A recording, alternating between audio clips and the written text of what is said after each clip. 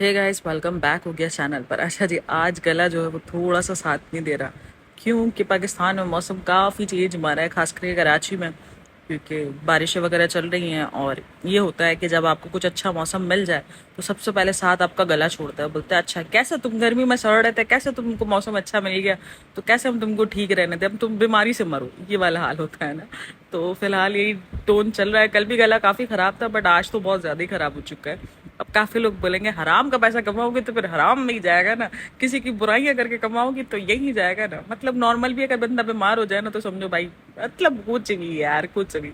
अच्छा जी, करेंगे बात। एक तो आजकल जो ना वो मुझे लग रहा है थोड़ी गलत जगह पे मेरी वीडियोस पोस्ट हो रही है। मैंने उतने कमेंट आ रहे हैं ना, कल मुझे कमेंट आया पागल हो तुम, मैंने कहा तो लेटेस्ट न्यूज है भाई। मतलब जिंदगी में यूट्यूब ऐसे ऐसों को पेशेंस सिखाता है ना, मुझे लगता है मैंने इतना पेशेंस जिंदगी में बर्दाश्त नहीं किया। मतलब इतना बर्दाश्त बोलूँ, पेशेंस का नाम ही बर्दाश्त है ना। पेशेंस इतना मैंने कभी जिंदगी में नहीं रखा होगा जितना पेशेंस मुझे यूट्यूब ने सिखाया।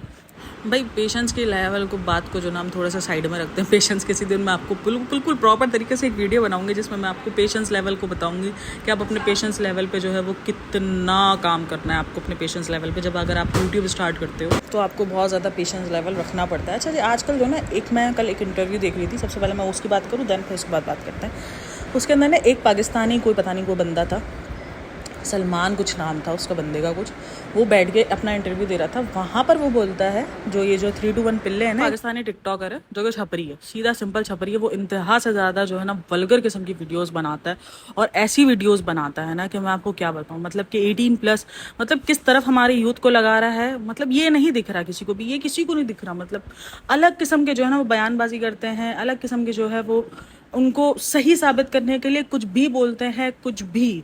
मतलब ये भूल जाते हैं कि हम क्या बोल रहे हैं, क्या कर रहे हैं। अब ये जो 3-2-1 पिल्ले, अगर आप इसकी 1-2 वीडियोस भी देख लो ना, आपको अच्छे से पता चल जाएगा कि उसका कंटेंट क्या है, किस किस्म का है। और वो उस कंटेंट की सफाई देते हुए ये फरमा रहे जनाब के बैठ के कि ये जो कंटेंट है ना, ये बहुत अच्छा कंटेंट है, ये किसी का कुछ बिगाड़ थोड़ी रहे रहा है, कि वो किसी को मार थोड़ी रहे हैं। क्या कर रहे हैं? कुछ नहीं कर रहे हैं। नहीं भाई, कुछ नहीं कर रहे, सिर्फ फाशी फैला रहे। सिर्फ जो यूथ है उसको ये फैला रहे कि तुमको फेमस होना है तो तुम ये गंदी हरकतें करो तो तुम फेमस हो जाओगे, तुम्हें पैसा कमाना, पैसा कमा रहे, घर चला रहे, ऐसे घर चलाया जाता है। फिर तो आगे जाके तुम जो है ये फाशी को भी बोलोगे कि ये भी बहुत अच्छा काम है। मतलब कि जो ये जो जिस्म फरोशी का काम है, ये भी बहुत अच्छा काम है क्योंकि घर चल रहे हैं इससे। यार कुछ भी, मतलब कुछ भी बोलोगे, कुछ भी बोलोगे। मतलब ये नहीं सोचते कि हम बोलने से पहले, हम एज अ मुस्लिम, और हम जिस मुल्क में बैठे हैं वो भी मुस्लिम है, आज़ादी के नाम पर हम इतने लिबरल हो चुके हैं कि हमें कुछ नहीं फ़र्क पता। अभी ये जो बरजक ड्रामा चल रहा है, वो पूरी की पूरी जो ड्रामे का पूरा आया है, सारी चीज़ें आई हैं, जो बरजक ड्रामा है उसमें पूरी की पूरी पाकिस्तानी कास्ट है। किस चीज़ को सपोर्ट कर रही है? अलग ही लेवल है उनका। जिस उस चीज़ को सपोर्ट कर रही है। देखो भाई, हम ये नहीं बोल रहे हैं कि हम उनके होने से मना, यानी एल बी नहीं, LBQT क्या है यार। एक तो कसम से यार मैं कभी नहीं सुधर सकती इन मामलों में। मैंने ये याद किया हुआ था वर्ड, सीरियसली। मैंने ना आज स्क्रिप्ट बना के याद किया था, मैंने कहा ये नहीं भूलना है मुझे, भूल गई मैं। LGBTQ है, आई थिंक यही कुछ है। हम देखो ये डिनाई नहीं कर रहे कि वो लोग इंसान नहीं है, उनको जीने का हक नहीं है, ये बात बिल्कुल भी नहीं है। वो प्रॉपर इंसान है, उनको पूरा हक मिलना चाहिए इस मुल्क में रहने का, इस मुल्क में जीने का। लेकिन हम इस चीज़ को नहीं भूलें कि इस चीज़ को प्रमोट करने से, यानी हम क्या कर रहे हैं, हम मर्द का मर्द से जो ताल्लुक है उसको हम प्रमोट कर रहे हैं, और उसको हम सही बता रहे हैं, और उसको हम कह रहे हैं कि हाँ वो ताल्लुक सही है। भाई इसी गुनाह की वजह से हमारी जो पिछली कौमें गई हैं ना, उनको सरजद कर दिया गया है, उनको ख़त्म कर दिया गया, उनको नस्तो नाबूद कर दिया गया। ये हाल रहा है। तो हम जो चीज़ प्रमोट कर रहे हैं ना, हमें थोड़ा समझ आना चाहिए। भाई मेरा सिर्फ इतना मोटिव है कि इतने हम लिबरल ना बने कि हम अपने जो मुल्क का मकसद है ना वो हम भूल जाए। यानी हमारा मुल्क जिस नाम पे बनाया गया है ना, आज जब मैं बांग्लादेश के हालात देख रही हूँ ना, मैं सीरियसली बोल रही हूँ, एक वो मुल्क थी जिनको हम सब ने गद्दार कहा था, ठीक है ना, आज वो अपने हक के लिए खड़ी है, लड़ रही हैं अपने हक के लिए। उन्होंने पूरा तहस नहस मचा दी है। और एक हम हैं जो सिर्फ सो गए, बस सिंपल सीधा सो गए। हमें अपने हक के लिए भी लड़ना नहीं आता, हमारे लिए कोई आता है कोई भी कुछ वो बोल के चला जाता है। कैसे कोई इस्लामी मुल्क में ये सब कुछ करके जा सकता है और हम रोक भी नहीं पा रहे। क्रेडिट, अच्छा हम क्या कर रहे हैं, ये इंडिया तो, ये ड्रामा तो इंडिया के लिए बना है, ये ड्रामा तो इंडिया में नशर हो रहा है, ये हो रहा है वो हो रहा है। भाई शूट तो पाकिस्तान में हुआ ना, कास्ट पूरी पाकिस्तान है। मतलब कि कुछ भी, मतलब कुछ भी बोलना है, हमें अपना पल्ला बस किसी भी तरीके से झाड़ लेना है, जस्ट सिंपल सी बात ये। अलग ही लेवल है भाई। बहरहाल इस ड्रामे को लेकर तो बहुत ज़्यादा कंट्रोवर्सी पाकिस्तान में चल रही है, और कोशिश यही की जा रही है कि पाकिस्तान इस ड्रामे को रोका जाए, इस ड्रामे को बैन किया जाए। कोशिश सबसे ज़्यादा यही है, लेकिन देखो क्या होता है क्या नहीं होता। बहरहाल बात करेंगे हम विवेक चौधरी के ऊपर, क्योंकि पूरी की पूरी कंट्रोवर्सी जो उन्होंने बनाई है, जो उनकी रील आई है ना, उसमें खुशी पहले एक दूसरे मर्द के साथ नजर आती है और वो उसका हाथ छोड़ के रिटर्न उसके पास विवेक के पास जाती है।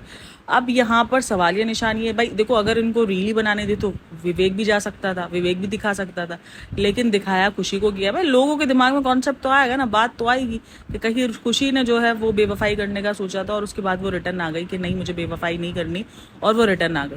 लेकिन कहीं तो कुछ था, कहीं तो कुछ पर्दादारी थी जिसकी, कहीं तो कुछ था जिसकी पर्दादारी की जा रही थी। सबसे पहले जो इनकी पोस्टिंग हुई थी वो राजा की बर्थडे की पोस्टिंग हुई थी, जो उनका बेटा है, जिसमें उसकी सास के रिएक्शंस पर काफ़ी सवाल थे, काफ़ी जो है कमेंट सेक्शन में भी मैंने 2-3 कमेंट्स ऐसे पढ़े थे जहाँ पे ये लिखा हुआ था कि उसकी सास का जो मुंह है वो काफ़ी गिरा हुआ और उसकी सास जो है वो एक्टिंग नहीं कर सकती। सारे लोग जो है वो एक्टिंग कर सकते हैं लेकिन उसकी सास एक्टिंग नहीं कर सकती है।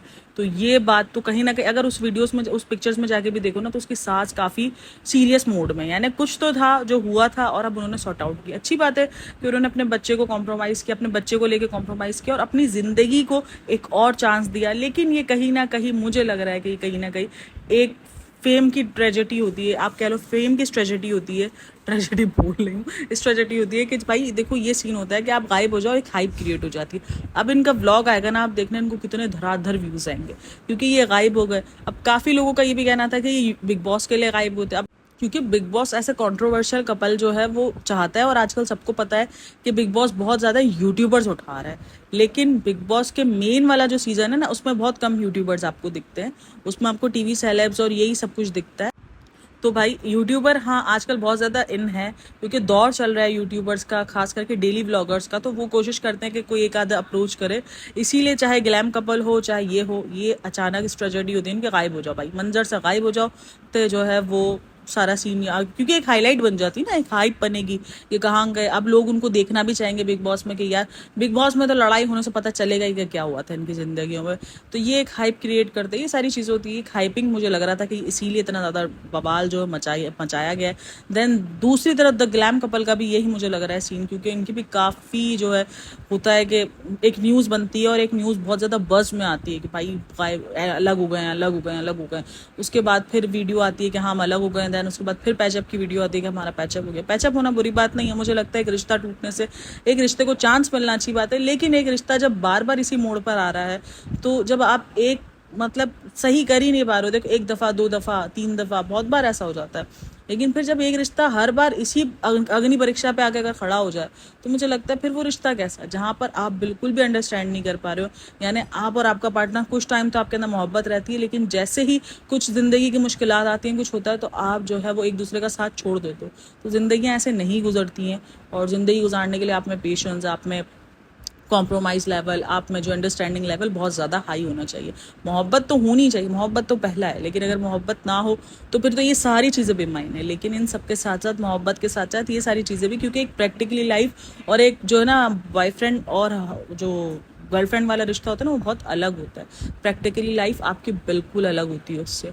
तो इसीलिए आपके अंदर ये सारी चीज़ें होंगी तो ही आप एक अच्छी ज़िंदगी गुजार सकोगे, वरना ये देख लो इसी तरीके से होते रहेंगे, कभी अप एंड डाउन हो जाएगा, कभी लड़ाई झगड़े हो जाएंगे। आई एग्री भाई, हस्बैंड वाइफ में बहुत झगड़े होते हैं, बहुत झगड़े, मतलब झगड़ों के बगैर तो रिश्ता ही नहीं है। छोटी छोटी सी बात पर लड़ना फिर मनाना, लेकिन ये देखना है कि ये रिश्ता ये लड़ाई कितनी तवील जा रही है। अगर ये लड़ाई तवील जा रही है, इसमें लोग इंक्लूड हो रहे हैं, बातें बाहर निकल रही हैं, तो रिश्ता आपके दिल में वो खलिश रह जाती है। ना चाहते हुए भी कल को दोबारा कुछ होगा तो वो दिमाग में वो चीज़ पॉइंट हिट करेगा कि यार पहले भी देखो यही ड्रामा हुआ था। और ख़ास करके चीटिंग के बाद अगर ये सारी चीज़ों को दोबारा एक्सेप्ट किया जाए तो दिल में दीवार खड़ी हो ही ना, ये पॉसिबल ही नहीं है। अब यहाँ पर जो आंसर बताया जा रहा है जो खुशी की तरफ का कि चीटिंग हुई है और खुशी जो है किसी और लड़के के साथ से दोबारा पलट के विवेक के पास गई है, तो वो सीन भी थोड़ा सा कहीं ना कहीं लग रहा है कि यार ठीक है, अभी तो उन्होंने शायद वक्त को प्रेशर को लेकर एक रिश्ता और चांस दे दिया, लेकिन आगे जाकर फिर इनमें इशूज़ आएंगे अगर ये चीज़ इनकी सच है और जो उन्होंने रील में बताना चाहा है लोगों को। क्योंकि उन्होंने रील प्रॉपर इसी तरीके से कि आफ्टर 3 मंथ इसी तरीके से इन्होंने पूरा का पूरा रीच किया है कि इनके दरमियान कुछ था जो अब सॉर्ट आउट हो गया है और अब ये ऑल इज़ वेल है। ठीक है, ये वाला सीन इन्होंने पूरा रिक्रिएट किया है। तो कहीं ना कहीं ये मुझे लग रहा है कि इन्होंने अपनी ज़िंदगी की छवि छोड़ी है। एक तरफ ये, देन दूसरी तरफ मैं अरमान मलिक का अभी का व्लॉग देख रही थी, अभी इसका व्लॉग आया ग्रैंड सेलिब्रेशन।